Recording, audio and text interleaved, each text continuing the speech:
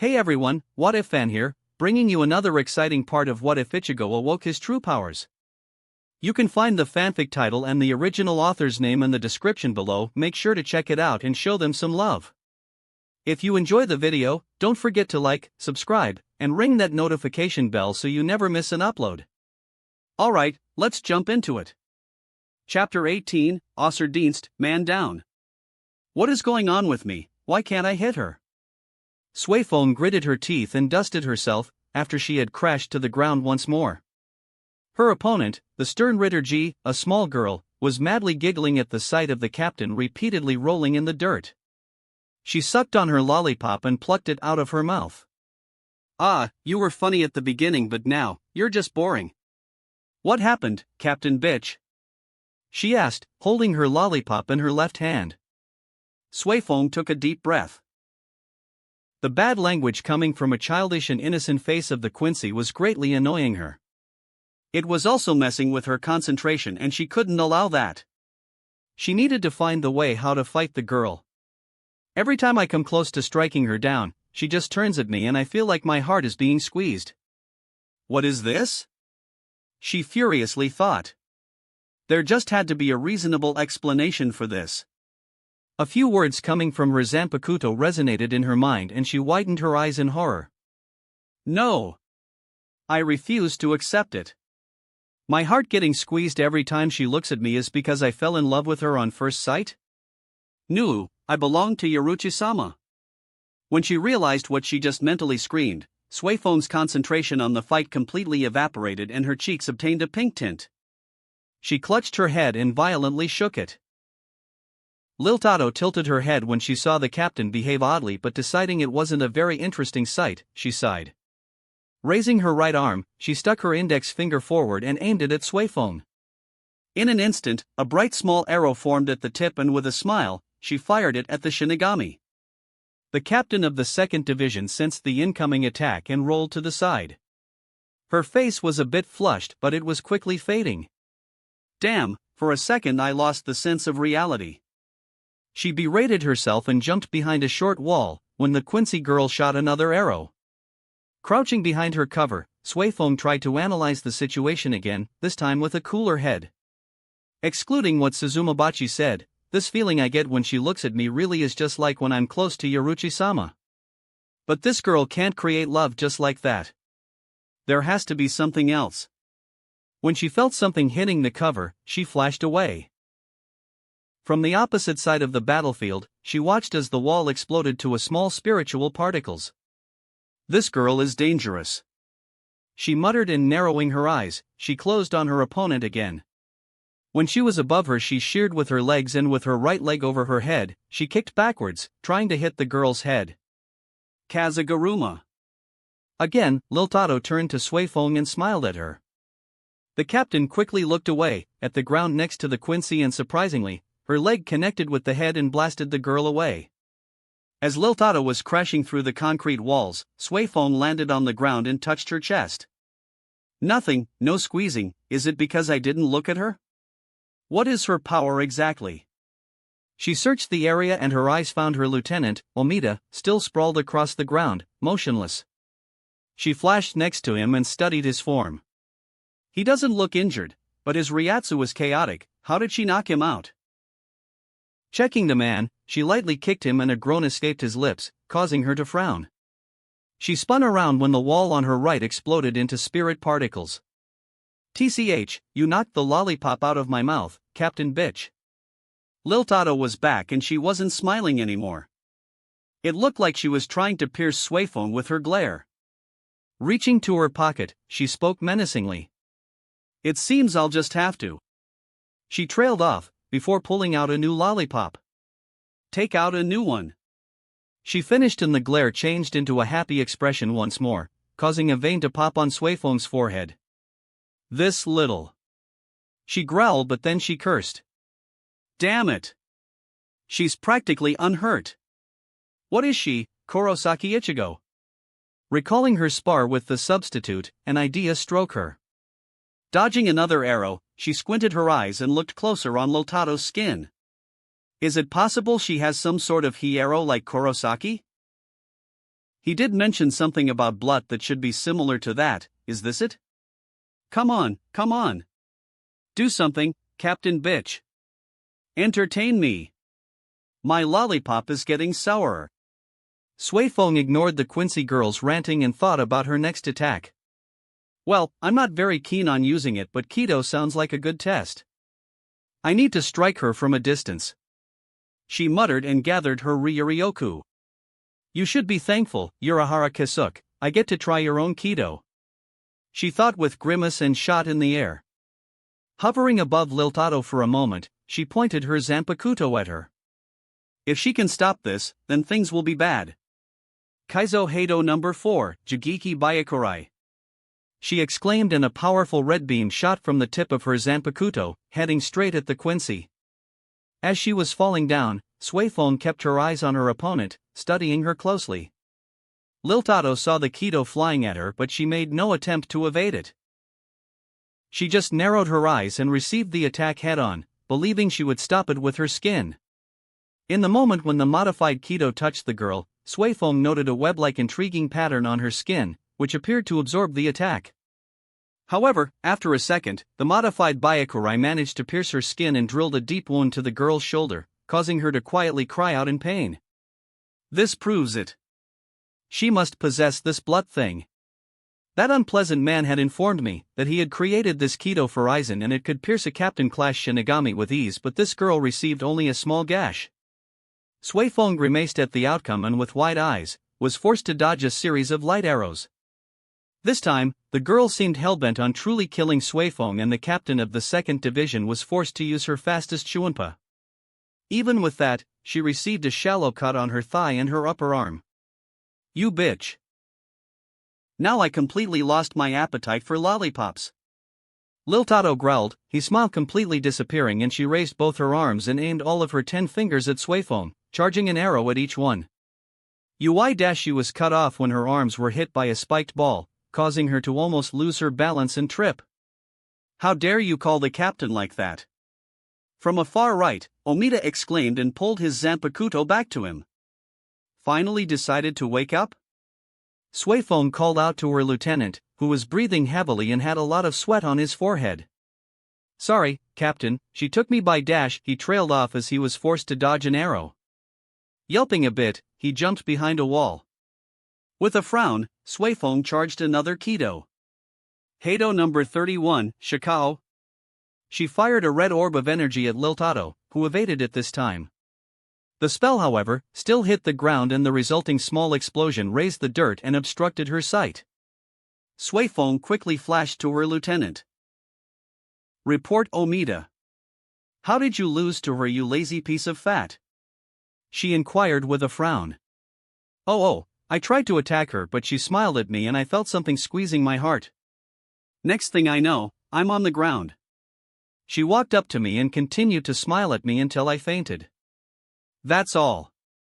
He replied, sweating bullets. TCH, useless. Suifeng muttered, causing Omida to pout until she smacked him. Still, she did the similar thing to me. It appears her power works only when you see her smile. So we have two options, either we fight with our eyes closed. She trailed off and saw Omida staring at her as if she was crazy. Which is dangerous against an opponent of her caliber. Or, I release my Bankai. Keto seems to be barely effective against her, and my Bankai is the only long-range attack I have aside from that. But didn't the reports say they can steal it? Omida protested, gulping a little. We have no other choice. I need you to do the same thing you did with the Espada. Try to buy me some time. Suifeng retorted, and with a resolute kick, she pushed the wide-eyed lieutenant from behind their cover. Oh, I almost thought you left me. Suifeng heard the annoying voice of the Quincy girl, and cursing at her own uselessness, she hurried to find a suitable place to attach herself, so that her Bankai wouldn't blow her away. Ignoring the small explosions and Omida's screams, she quickly found the place, and using her obi, she tied herself to a thick concrete wall, with a perfect view to the battlefield. For a moment, she closed her eyes and released her Ryatsu. Bankai. Jakuho Reikaben. she exclaimed and was slowly turning around when Omida's extremely loud scream entered her ears. Grimacing, she glanced at the battlefield, ready to tell her lieutenant to get away so that she could fire her bankai when her eyes fell on her subordinate in the clutches of the Quincy girl. She was holding him down next to her, causing him to tremble in fear. Liltato raised her head to notice Suifeng staring at them with her bankai ready. "Ho ho, so you though on killing me with your bankai? Too bad, I already know this tactic that you used in your fight with Barragan Lusenbairn," she stated, and to Suifeng's and Omida's surprise, she leaned to the latter and gave him a kiss on the cheek. Suifeng wanted to yell at them, but to her horror, Omida widened his eyes in fear, and in his last second, he looked at her with regret. "I'm sorry, Captain. Tell my sister he couldn't say more as his body suddenly exploded, sending pieces of his flesh on all sides and splashing the ground with gore and blood. In the silence that followed, Suifeng watched in disbelief as a part of her lieutenant's head slowly rolled on the ground, like a ball, until it hit an obstacle. What? Suifeng was in complete shock. She couldn't believe her own eyes. Her vice-captain, the lazy bum who never seemed to train or fight seriously, just died. He died, in an attempt to buy her time. He died in an explosion of his own flesh. Well, I did tell you I was the stern Ritter G, the galvanize, didn't I? My power is to excite a person until his body can't handle it. It seems that my kiss overexcited him too much, right, Captain Bitch? Suifeng just stared at her, multiple emotions flashing through her mind. She didn't even pay attention to the arrow that flew right at her and grazed her waist. But the pain of receiving the wound managed to bring her back to the reality, and she gritted her teeth. She felt a righteous anger. With a growl, she aimed her bankai at Liltato and fired it, getting blasted backwards in the process. I can't believe it. Suifeng thought as her obi was getting stretched to its limit in an attempt to hold her attached to the wall. The light of the following explosion hit her face. There were no tears in her eyes, she wasn't that sentimental. But there was a bit of blood pouring out of her lip, where she angrily bit it. As the explosion died down, she glanced at the crater in the ground. Her bankai completely erased every piece of her former vice-captain's body, leaving no evidence he had ever lived behind. It was for the best. If Omida's family would ask her for their son's body and she'd be forced to give them the part of his head, the only thing that was left in one piece. She didn't think they could handle it, certainly not Omida's little sister. In that moment, on her far left, a torrent of blue energy shot in the air, causing Suifeng to grit her teeth. Quincy, Volstandig. From the torrent of the energy emerged heavily signed Liltato, her injuries healing at a fast rate, while she glared at the captain of the 2nd Division. Game over, Captain Bitch. I'm out of my lollipops. His gaze locked at the Quincy in front of him. Jin used his other senses and his spiritual awareness to check on the lieutenant somewhere behind him. By the fluctuating feel of his Ryatsu, it was clear to the captain of the 3rd Division that Kira was certainly not fine as he had just tried to convince him. While appearing calm and collected on the outside, Jin's mind was working fast. His enemy was just standing there, motionless and seemingly watching him, just as Jin was watching the Quincy. Yar, seems like I got the quiet guy," Jin remarked. His Quincy opponent didn't reply, instead he slowly raised his arm, showing the tip of his fingers from underneath his cloak. Before Jin's eyes, the spirit particles around the Quincy began to gather at his sleeve, and in a small flash of light, they formed 4 curved claws attached to the back of his palm. Narrowing his eyes, Jin gripped the hilt of his Zanpakuto. "Interesting choice of weapon, Quincy," he exclaimed, and when his opponent disappeared in a flash, he raised his sword and intercepted the sudden attempt at his torso. The claws, despite being a tool made from raw rasher, clanged against Jin's sword, making it sound like they were actually made from steel. Right, he mentioned something about being the stern Ritter I, the iron. That probably means he can manipulate rasher and turn it into iron. What a scary ability. Jin thought and pushed Song Du away. "And here I thought we could be friends," Jin muttered in a fake hurt voice. Using Shuunpa, he closed the distance and went on the offensive. His frontal slash was blocked with the claws on Song's right hand, causing Jin to mentally curse and sidestep when Song attempted to cut him with the other hand. The captain quickly spun and brought his sword around, forcing Song to dodge it by crouching. As Jin's sword met nothing but air, he jumped over his opponent and when in mid-air, he aimed his Zanpakuto and shot it. Underneath him, Song-do leaned to the side and caught the blade between the claws and forced it to dig into the ground. Still crouching, he let himself fall on his back and kicked upwards, forcing Jin to either let go of his sword or to receive the kick to the gut. Jin chose the former and momentarily let go and spun himself around the Quincy's leg. Quickly gathering his Ryuryoku, he pointed his index finger at Song-do. Heido number 1, show. He stated, and the small amount of kinetic energy hit his opponent's shoulder, causing him to retract his claws. Jin hastily grabbed the hilt of his Zanpakuto, yanked it from the ground and landed on his knees. He horizontally lashed out with his blade and frowned when Song-do supported himself on his arms and pushed his body upwards, away from harm's way. Using his hands, he somersaulted backwards and landed a good distance away from Jin, who jumped backwards too. "Ah, why did you refuse my hug?" Jin mocked Song-do, inwardly thinking about his next move. An instant later he tilted his head to the right to avoid a sudden arrow. Shifting his gaze to the left, he noticed a tiny droplet of blood flying away from his face, indicating he didn't move his head fast enough. "Oh, maybe you got my hugs wrong. I meant it no homo, of course. Only Aizen was into that stuff," he stated, and swiftly moving his Zanpakuto in front of him, he blocked a barrage of oncoming arrow projectiles coming from the Quincy. "Don't tell me, did I strike a nerve?"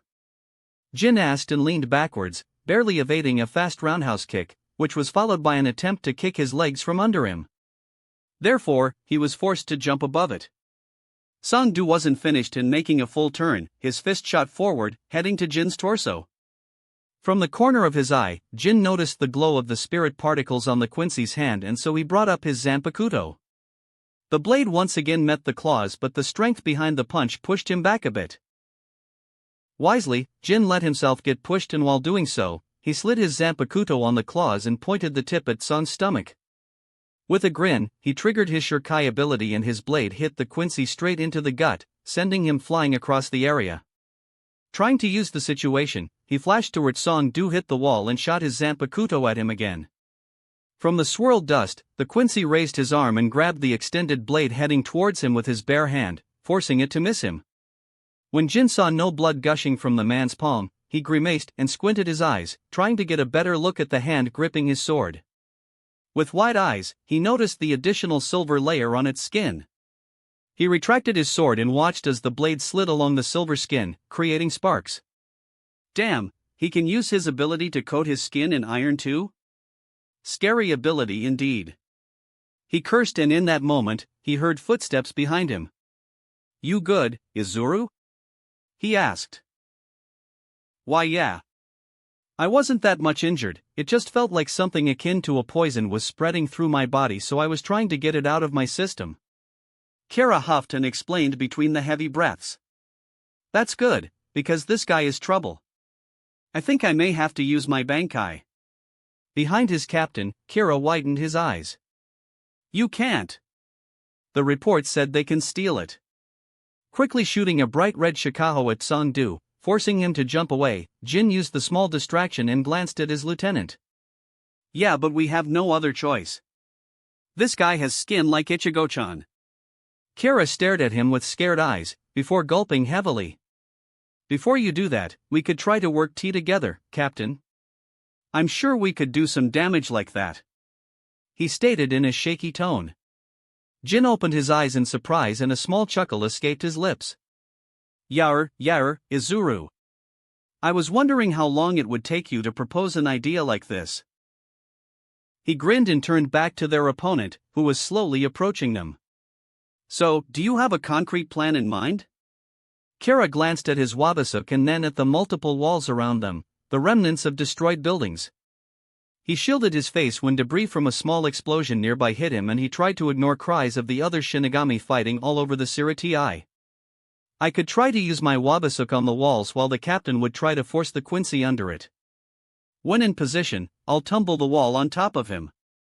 Even if he has tough skin, it should do some damage." Kira proposed, and after Jin shortly nodded in acknowledgement, he flashed behind the chosen wall. Sensing the Quincy heading towards him, Jin spun around and shot his Zanpakuto at him. Song-do used his hand coated in iron and flicked the blade away and flashed from existence. Not surprised, Jin instantly retracted the blade and turning to his left, he deflected an arrow and blocked the one-handed slash at his upper arm. He blocked the following kick with his free hand but was forced backwards when the Quincy momentarily retreated a step and shot another arrow from a close distance at him. The projectile passed just above his shoulder, grazing his skin a little, but Jin paid it no mind as his opponent mirrored the movements of using a bow with his clawed hands and a large arrow formed in front of him. Cursing quietly, Jin flashed away from his location. If he didn't, the arrow would hit the wall behind him and it would ruin their plan. Song-do had no problems tracking his movements, and as soon as Jin landed, he shot the large arrow. Jin managed to deflect it with his Zanpakuto, albeit with little trouble, and while doing so, he noticed dozens of small arrows already forming in front of Song-do. He crouched and shooting his Zanpakuto forward, he slashed from the side, just a moment after his opponent sent his arrows at him. Oh crap! Jin mentally cursed and immediately retracted his sword before it managed to make contact. Swiftly rolling to the left, he avoided part of the volley, but the rest of the arrows hit him dead on. Moving his sword from side to side as fast as he could, he was able to deflect most of them, but he was still hit in the right knee and his left shoulder. He saw the Quincy attempting to use this to follow with a frontal assault with his claws and quickly tried to get out of the ways. March on to the south. Heido number 31, Shikao. In mid-flash, the Quincy was hit with Kara's full incantation Kido, causing him to erupt into smoke. The lieutenant hurried to his captain. "Are you okay, Captain?" Jin rose from the ground and glanced at him with a grin, pointing at his leg. "I used to be, but then I received an arrow to the knee." He joked and hit the arrow protruding from his knee with the blunt side of his sword, causing it to dissolve. Small amount of blood poured from it, but the snake-eyed captain was still grinning. When Kara didn't get the joke, however, he sighed. "I'm fine, Izuru. Did you set up the plan?" Kara nodded. "I hit the wall as many times as I could without it breaking apart under its own weight. Still, I hit it 5 times. Its weight should be more than 3 tons. Good. We'll just have to force him under it." Jin retorted, and shooting his Zanpakuto in the air, he brought it down at the Quincy coming out of the smoke. He blocked it with his claws, but Jin jumped and sailed over him, retracting his sword and shooting it again when he landed behind the Quincy. It caused Song-do to get pushed in the direction of the wall, next to Kira, who attempted to use the moment and hit him with his Zanpakuto. Giving off a small piece of emotion, Song-do grimaced, and in an amazing show of his athletic abilities, he leaned backwards and jumped, his body sailing inches above the Kira's blade. He even managed to fire a single arrow at the wide-eyed lieutenant, who got saved when Jin's blade shot in front of him and destroyed the projectile before it could hit him.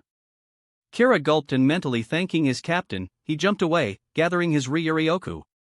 He levitated his Zanpakuto in front of him, hit one of its end, and after it spun around multiple times, he stopped it and exclaimed, "Heido number 58, Tenran."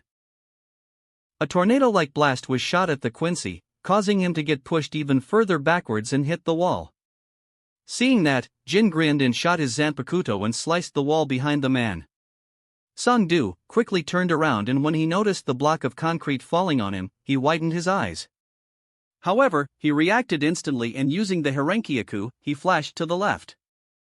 Feeling something was off, he raised his head to see another fall already plummeting on top of him. It was too close, giving him no chance of escape and burying him underneath it. The crash resonated through the area, creating a tiny shockwave. Jin flashed to his vice-captain and raised an eyebrow. "I thought you used Wabasuk on only one wall." Kira allowed himself a small smile and shook his head. "No, I knew he would be able to react, he was too fast to get trapped under a single wall. With that in mind, I tapped other 4 walls in the vicinity of the first one, just in case," he explained, causing his captain to grin and chuckle. "Ah, shouldn't have underestimated you, Izuru." His vice-captain gratefully nodded, but then the two raised their heads to see a pair of long claws protruding from underneath the fallen wall. With a few quick slashes, the wall crumbled and Song-do slowly crawled from under the bricks and concrete. He was covered in dust and debris, bleeding from his mouth, and had multiple cuts on his body. His clothes were torn at some places and one of his arms was hanging down in an odd angle. He was glaring at them and spit a bit of blood on the ground. "Only my majesty can cut me down. You've just made a mistake, Captain." He spoke, and with a grimace, he corrected his bent arm. Kira gulped and raised his Zanpakuto, while Jin narrowed his eyes. "I think we really have no other choice, Izuru. I'll have to go Bankai and pray that we can kill him before he steals it." Jin muttered and unleashed his Ryatsu. He pointed his blade at Song-do, and just as a torrent of energy rose from the Quincy, he exclaimed, "Bankai! Kamishini no Yari!" In an immense speed, his blade shot forward, heading towards his opponent, but an instant later, it drastically slowed down, causing Jin to frown and look closely at the Quincy.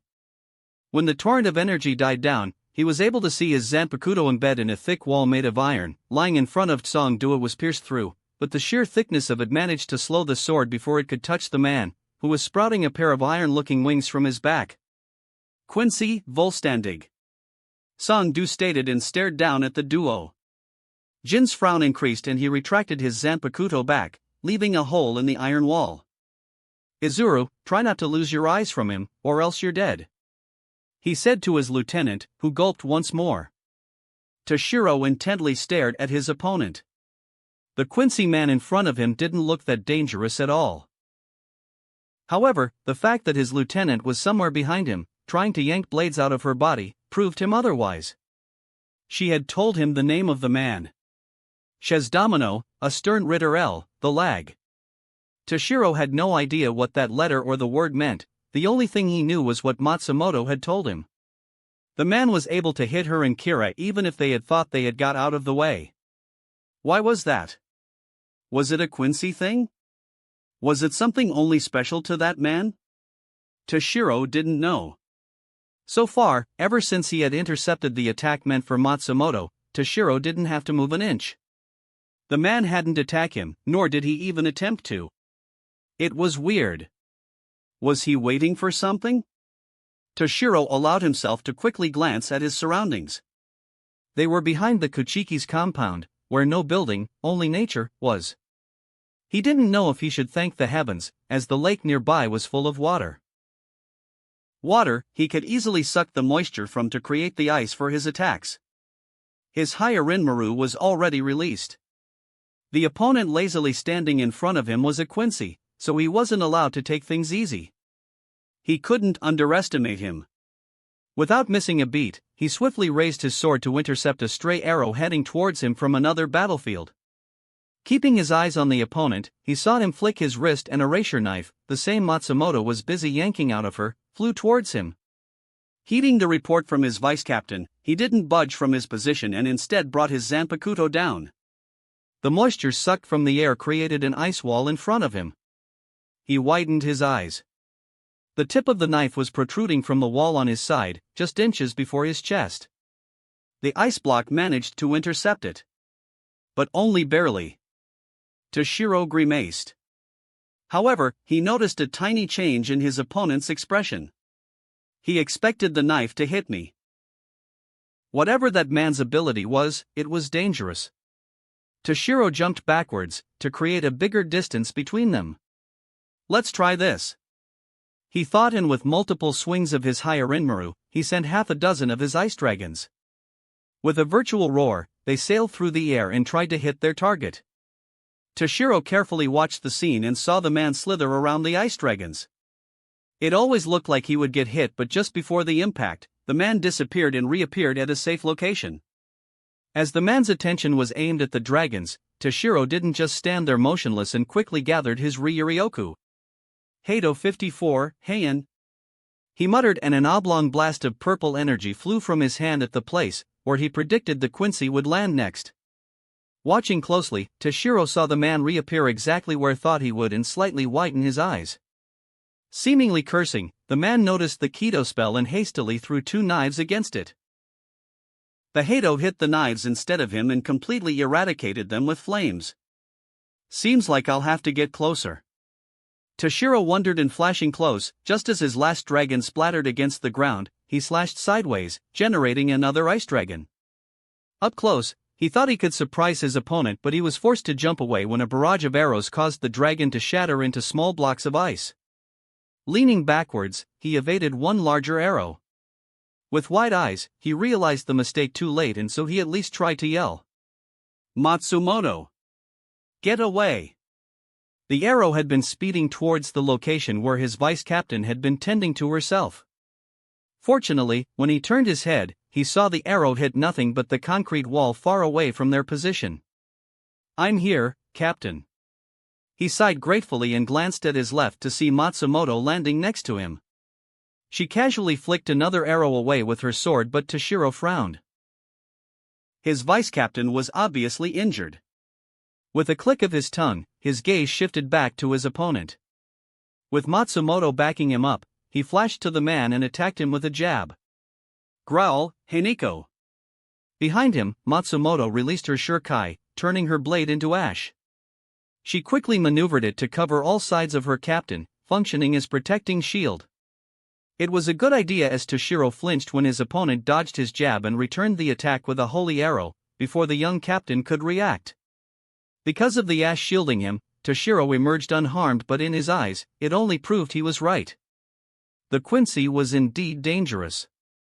Spinning around, he sent 2 ice dragons from both sides and followed it with another Kido. Heido number 4, Byakurai. A concentrated bolt of lightning escaped from his stretched palm. Instantly after that, he heard his vice-captain finishing a chant, and another Kido flew towards the Quincy soon after that. Heido number 31, Shikao. While the Quincy managed to evade both dragons and even the Byakurai, he didn't expect Matsumoto firing another spell from the opposite side and was hit in the back. The lieutenant of the 10th Division flashed to her captain with a small smile. "I got him." Toshiro watched as the red orb of energy landed on the man's back and exploded. With a frown, he shook his head. "No, we barely scratched him," he commented, causing Matsumoto to turn and look at their opponent through the smoke. When she thought she saw a movement in it, she hastily commanded her ash to make a cover for her. An instant later, she watched as a knife was dissolved into spirit particles and thanked her Zanpakuto special ability. She wiped the sweat from her forehead and heard her captain. "Damn, we need to figure out his ability or I'll really be forced to use my Bankai, despite the danger," he stated and gritted his teeth. With a grimace, he shot upwards and let the barrage of arrows hit the row of trees behind him. Later, he would realize his luck, as in this position, he could clearly watch another knife fly towards Matsumoto. When he saw what happened, he widened his eyes. That's impossible," he thought. In trying to create a diversion, he shot another half-dozen dragons from mid-air. Gaining some time, he hastily used Shuanpa and landed next to his vice-captain. "I think I've just figured out his ability." Matsumoto turned her head to him and with a surprised expression stared at him. Not wasting a minute, he spoke rapidly. "I couldn't see it before, so I think his ability is invisible to a certain range. Up in the air, I saw his knife flew towards you normally, but then it disappeared from my view. Next thing I know, it was already next to you." Matsumoto looked at him in confusion. "Captain, I don't think I understand." Toshiro nervously glanced at their opponent and seeing he was still preoccupied with his dragons, he turned back to her. "Don't you see Matsumoto?" He said he was the stern Ritter L, the lag. "When you take what I just told you into account, there is only one plausible explanation.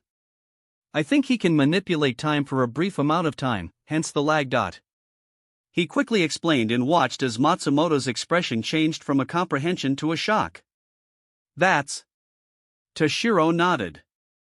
"Yeah, it's hard to imagine somebody can have this ability, but it must be the truth. I mean, there is no way you couldn't evade such slow attacks, or how could his knives just appear in my ice wall or your ash shield? That's also how he evaded all of my dragons with ease. He just delayed them a bit so that he could move out of the wa dash." Matsumoto widened her eyes when Toshiro was forced backwards as a knife hit his shoulder. "You should keep your eyes on me, Captain. However, I'll applaud you for uncovering my ability. It's just as you said. My ability is the lag, because I can delay inanimate objects. Any inanimate object, be it my knives, arrows, or your dragons," Shesdomino said, calmly walking towards them. One of his shoulders was covered in ice and his back was still smoking a little. Toshiro groaned and yanked the knife from his shoulder. He tried to move with his arm and sighed. The wound wasn't too deep to restrain his movements, but with a grimace, he noted that for some reason, it hurt like hell. The Quincy rubbed his hands. You may wonder, why am I telling you all this? Well, since you managed to figure my ability out, I can only do the good thing and reward you by confirming it. He stated and casually raised his hands with two knives in them and formed arrows at the tip of each. Shooting it forward, he threw the knives after them too, in different directions. Matsumoto cried in pain, causing Toshiro to momentarily lose concentration and receive another knife, this time to his second shoulder. He gritted his teeth and suppressed his groan. However, even if you know my ability, I hope you don't think you've won.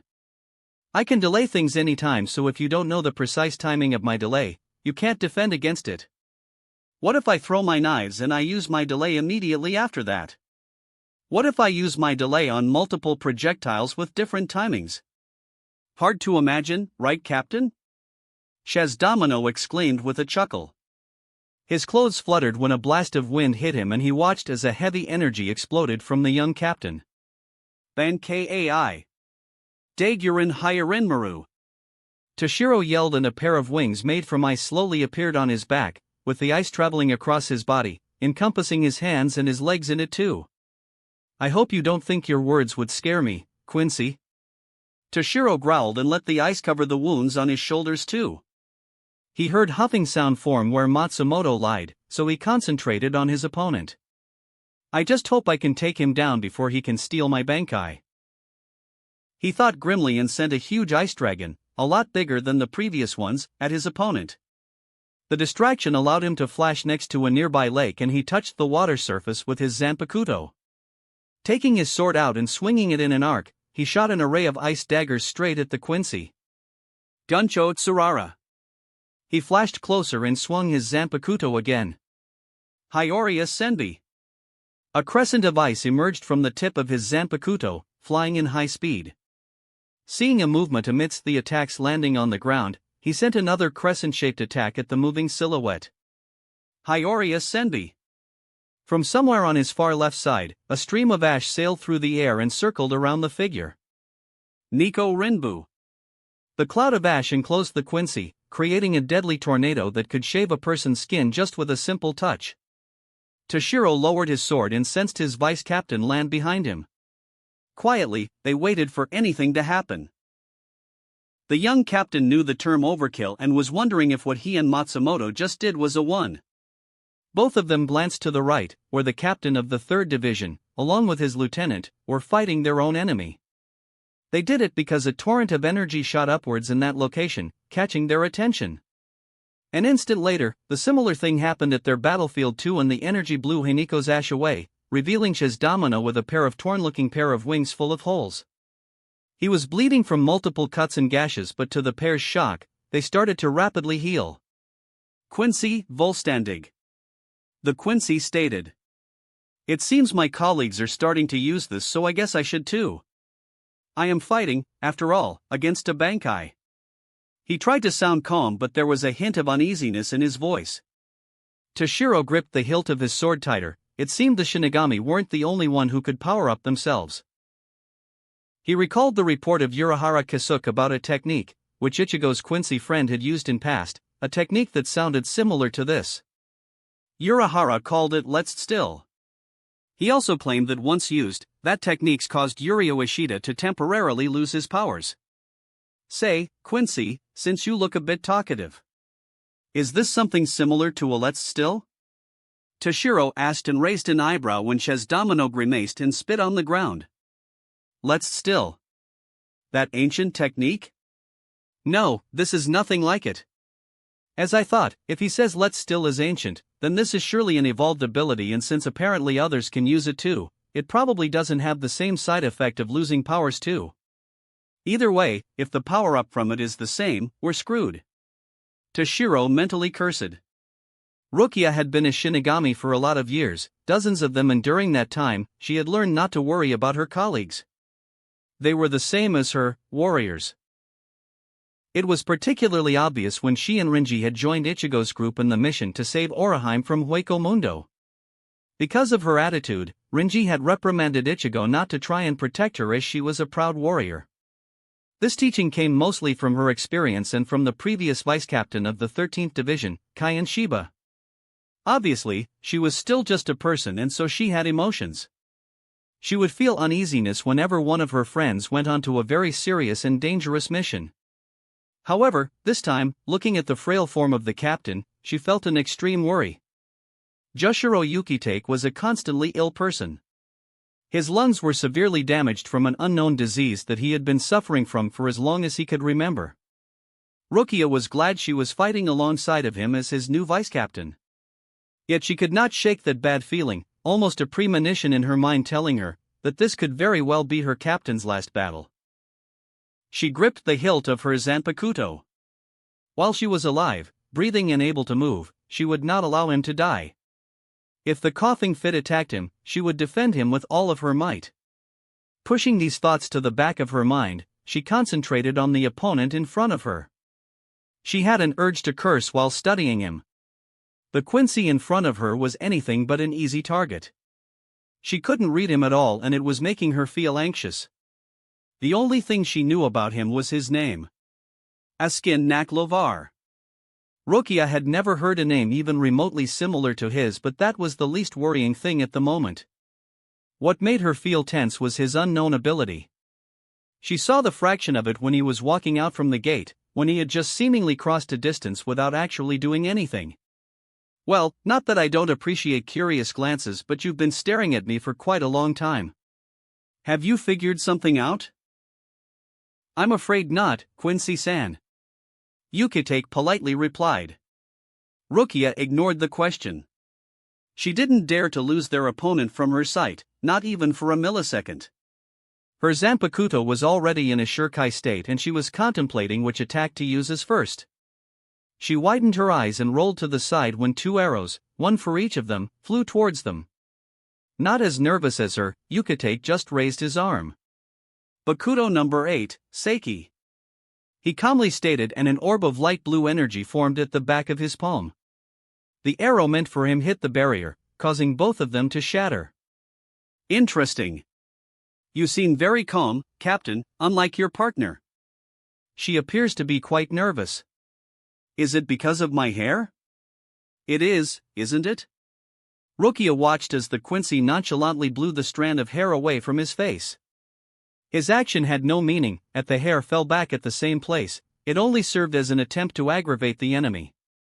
Rukia gritted her teeth. She was getting too emotional. It was unlike her. Taking a deep breath, she schooled her expression and forced all of her emotions to slowly wither. As she released the air from her lungs, she calmly raised her Zanpakuto and punctured the ground 4 times in a semicircle. As ice particles began to flow up, she aimed the tip of the sword at the Quincy. Sugi no Mai, Hakurin. A powerful blast of cold air rushed towards the man with an unusual name, causing Yukitake to glance at Rukia in surprise. His surprise, however, didn't last long and he quickly nodded and pointed his finger forward. Bakuto 61, Rikujikoro. He stated, attempting to immobilize the opponent, so that Rukia's attack would surely hit him. To both of their surprise, Askin just smiled and made a step to the side, completely vanishing. He stated, attempting to immobilize the opponent, so that Rukia's attack would surely hit him.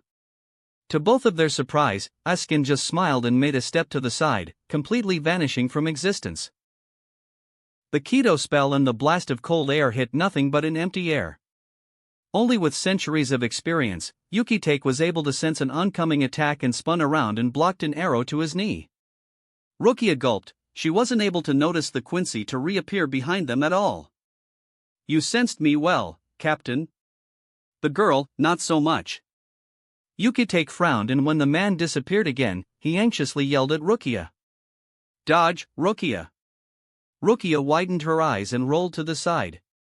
An arrow flew by her previous position, causing her to curse.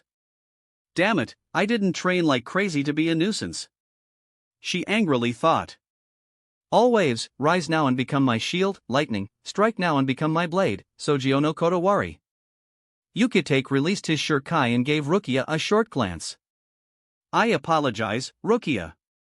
I was prepared to release sooner, but I thought I'd study him for a bit longer. Rukia shook her head and got on her feet. She flashed behind her captain, standing with her back against his back. No, Captain, I'm sorry. I got nervous. It won't happen again. She stated resolutely and intercepted an arrow coming at her from right. At the same time, Yukitake absorbed and sent back another arrow, only a lot larger. How does he do it? Rukia wondered aloud. From the corner of her eye, she could clearly see their opponent, lazily leaning on a wall and cleaning his nails. Without a warning, he formed a dozen large arrows and shot half of them at Yukitake, who used his Zanpakuto and easily absorbed them.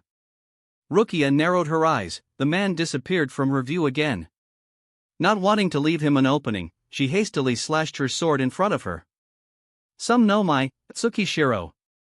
A wide blast of an extremely cold air rose from the ground, freezing the moisture in it and creating a pillar of ice in front of the petite Shinigami. It was also just in time, as the structure stopped the second half of arrows, which were shot at her. Oh. It seems like I'll have to up my speed a little. If even a Lieutenant-class Shinigami can react in time, it's time to change the game. Rukia and Yukitake groaned when a skin reappeared between them and slashed their backs with his arrows, causing them to jump away from each other. Bit of blood gushed from their wounds and splashed on the ground. Rukia gritted her teeth, but her back muscles were intact, only the skin had been severed. She gathered her Ryuryoku, and when a skin appeared right in front of her, she reacted instantly. Bakuto number 1, Sai. She exclaimed and with a bit of satisfaction watched as the man widened his eyes and was blown backwards, where Yukitake had been already waiting. The captain slashed vertically, aiming at the man's back. Rukia growled as the man disappeared into thin air just before her captain could even touch him. She raised her index finger. Heido number 4. Byakurai. She hastily exclaimed and fired the Kido behind Yukitake, who sensed the presence of the enemy and turned around. While Rukia's spell flew towards the Quincy, Yukitake absorbed a rather large arrow but didn't send it back. He carefully watched the scene, and when his skin evaded the Byakurai by vanishing into thin air, he spun to the back and fired the suppressed arrow behind Rukia. The new lieutenant threw herself on the ground to dodge it and watched as the immensely fast arrow hit the Quincy dead on. She got up and wanted to smile, but with a grimace, she noticed the state of their enemy. He had a hole in his clothes, just where his left lung was located, but there was no real injury, barely a scratch on his skin. Really, hitting me with my own attack? That's just simply rude, Captain. Yukitake swallowed a cough that was nearing his throat. You're invading us. We have to use any means necessary to defend ourselves. Askin narrowed his eyes. True. He stepped to the side and vanished again. Rukia and Yukitake were warily keeping their eyes open at their surroundings, trying to anticipate next attack. An arrow flew straight at Yukitake's face. He absorbed it. An instant later, another arrow headed toward Rukia from her left side. Next one came from behind Yukitake, who spun around and intercepted it. Another from Rukia's right, her behind, her left, her behind again, her right, her front, from above, from front, keeping her busy and causing her to slowly lose concentration. She finally cried out in pain when she was hit in her left calf, her ass cheek, and her upper right arm. Yukitake wanted to help her, but he was busy himself. After he absorbed the arrow coming at him from behind, another one flew at him from the same position. He swung his blade to the right, stopping next one, leaned to the side to evade another, leaned backwards, crouched, rolled to the side, slashed upwards, jumped in the air, rolled in midair, landed and sidestepped. He heard Rukia's cry and gritted his teeth. Bakuto number 81, Danku. He exclaimed and erected a barrier in front of him. He spun around and leaned to the left, blocked an arrow from his right. He was moving fast, intercepting all attacks, all the while moving towards Rukia. After she had received 3 arrows, she was having problems defending herself. Unfortunately, the sense of safety after he had performed the Bakuto was quickly lost when a large arrow hit him to the back from behind, piercing his left lung. He widened his eyes and spit some blood. Rukia yelled and willed herself to her feet. Ignoring the pain in her body, she forcibly flashed behind her captain and stopped another arrow from piercing his other lung. "Captain, Captain!" she exclaimed, when Yukite gritted his teeth and gurgled a large amount of blood. "No! Not now!" Yukite mentally protested and raised his hands. "Bakudo number 81, Danku." He managed to create another translucent wall, shielding himself and Rukia from another barrage of arrows. But his body wasn't listening to him and he fell on his knees, coughing violently. His coughs broke the arrow in his body and caused it to dissolve into spirit particles, but the damage had been done. His vision blacking out, he collapsed in a heap, leaving Rukia to fend off the attacks alone. "Captain!" she yelled. The anxiety inside of her was rushing back. She blocked another attack. "Oh well, seems like he's dead and gone." Rukia clenched the hilt of her Zanpakuto and raised her head to glare at the Quincy. "He's not dead." She growled and a breath escaped her mouth. The air around her was drastically dropping and her another breath came out as a cloud of steam. For the first time, Askin looked wary. "Well, this is interesting." There was nothing in the daton about Kochiki Rukia being able to decrease the temperature. "Is it possible you have achieved Bankai?" he asked carefully. Rukia cursed. "Not yet, however, Sori no Shirayuki had taught me other things. She told me I can't achieve Bankai if I don't even know what the basic ability of my Shirkai is," she stated as her hands were starting to get coated in frost. And I was getting worried. "What purpose does freezing yourself has?" Askin asked. Rukia narrowed her eyes. "I'm just a conduit. What you should fear is me touching you." She flashed to him with an obvious killing intent in her eyes, forcing him to step into nothingness. I think I'm getting to understand how his ability works. At first sight, I thought he was teleporting, but it's different. His whole body doesn't disappear instantly, it's as if he's crossing into another space and then comes out of it at different place. She thought and preventively spun around, holding her sword pointed forward. She heard somebody cursing and glanced at her left to see Askin holding his hand. "At -18 degrees Celsius, the blood from any wound doesn't flow. Oh, I should also mention the lower the temperature, the sharper my blade is," Rukia stated and flashed to him but had to block an arrow instead. "More. I need to decrease the temperature more. I think I should be able to sustain -50 degrees for a few minutes," she thought and jumped in the air, dodging another arrow. Up in the air, she groaned and quickly hit the arrow that hit her in the thigh with her sword. Since her temperature was dropping, there was no blood gushing from her leg. But because of the low temperature, the injury felt more painful.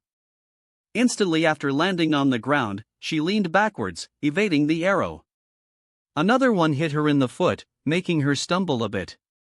She slashed the air around her, but the Quincy spoke from different location. "I'm not falling for that again. However, you seem to believe your captain to be still alive, so I should use that, don't you think so?" Askin stated, and Rukia watched as he fired an arrow at the motionless Yukitake. Gritting her teeth, she tried to suppress the pain from multiple injuries and pushed her Shuunpa to its limits. She landed in front of her captain and in the last moment, diverted the arrow upwards. A cry of pain escaped her lips when Askin appeared next to her and pierced her left forearm with an arrow. However, soon after that, she smiled, causing Askin to become wary. "I knew you'd try this, but too bad, Quincy, you're too close to me," she muttered tiredly and raised her sword with her right hand. Askin clicked his tongue and tried to step to the side, but to his shock, he couldn't. Glancing at his feet, he noticed they were stuck to the ground. "I told you, my body is only a conduit, everything I touch becomes frozen, the ground in no exception. This close.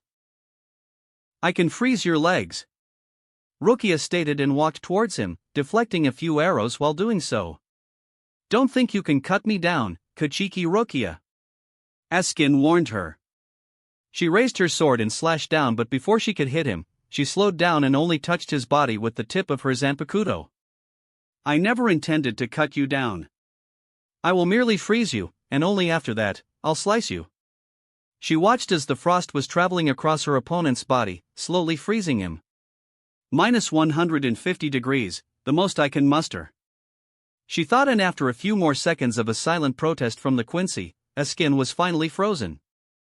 Rukia allowed herself a small breather and winced, the injuries slowly getting to her. She glanced at Yukitake and tried to feel his Ryatsu. It was definitely there and something was happening to him.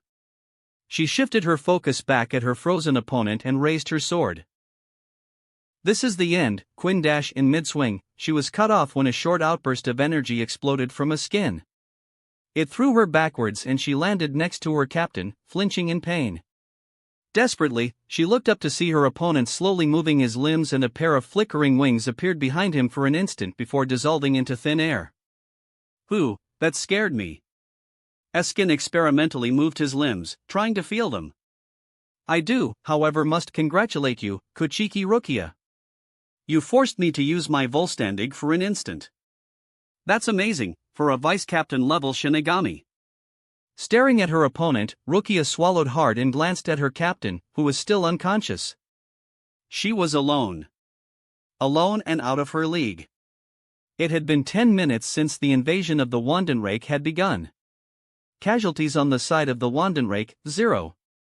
Casualties on the side of the Gotii 13, 1,254 unseated officers, 28 seated officers, 1 vice-captain. And still, the invasion was far from over. That wraps up this part of What If Ichigo Awoke His True Powers.